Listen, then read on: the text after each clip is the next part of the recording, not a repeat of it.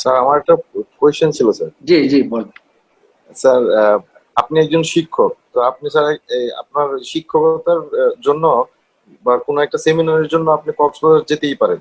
Right. তো আপনি কক্সবাজার যাওয়ার পরে ধরেন আপনার সেমিনারটা শেষ করে আপনার ইচ্ছে হলো যে আমি একটু সাগর পাড়ে ঘুরে আসি বা বিচে ঘুরে আসি। তো আপনি আবার আমি একজন একদম পিওর টুরিস্ট, আমিও কক্সবাজার গেলাম, ঘুরতে গেলাম, সবকিছু একদম একটা এন্টারটেইনমেন্ট করে আসলাম। তো স্যার আপনার আর আমার মধ্যে স্যার পার্থক্যটা কি, বা আপনি আপনি কোন এটা স্যার ডেফিনেশনটা কি, যে আপনি কি টুরিস্ট আর আমি কি টুরিস্ট? আচ্ছা, গুড। প্রশ্নটার জন্য আমি আগে ধন্যবাদ দিচ্ছি, কারণ একটা জিনিস মাথায় রাখতে হবে, প্রশ্ন না করলে কিন্তু রহস্যটা কিন্তু ভেদ করা যাবে না।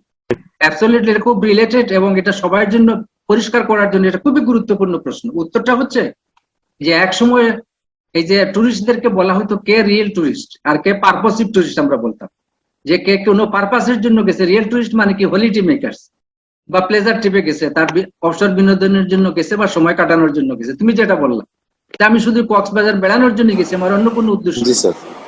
তো এখন কিন্তু আর ওইগুলো নেই। ওই যে আমি একটু আগে যে ডেফিনেশনটার কথা বললাম, ওইখানে বলছে উইথ এ পারপাস। তাহলে দেখা যাচ্ছে আমি ওইখানে গিয়ে যদি চাকরি বাকরি না করি, আমি যদি ওইখানে গিয়ে ব্যবসা পাতি না করি, এইসব ফিনান্সিয়াল ইনভলভমেন্ট আমার যদি না থাকে, তাহলে আমি যে কোনো পারপাসই যাই আমি কিন্তু টুরিস্ট বলে গণ্য হব। ক্লিয়ার? এখন আসি আমি পার্থক্যটা করব। হ্যাঁ, তারপরে কিন্তু এই ট্যুরিজমে টুরিস্টের পার্থক্য আছে, এটা ডিপেন্ড করে তার পারপাসটা, ভিজিট অফ পারপাসটা কি। যখন আমি কোনো শিক্ষা বিষয়ে যাব কোথাও, তখন কিন্তু আমার এটা এডুকেশনাল ট্যুরিজম হবে। আমি যদি ধর্মের জন্য যাই, এটা রিলিজিয়াস ট্যুরিজম হবে, আমি হব রিলিজিয়াস ট্যুরিস্ট। আমি যদি যাই সময় কাটানোর জন্য, প্লেজার ট্রিপ, তাই না, আমি অবসর বিনোদনের জন্য যাব বা হলিডে মেকিং এ যাব, তো এগুলো ওই নাম অনুযায়ী, অর্থাৎ আমার পারপাসটা কি, আমার উদ্দেশ্যটা ঠিক, ওটার উপরে নির্ভর করে আমি কিন্তু ওই ধরনের টুরিস্ট হয়ে যাব।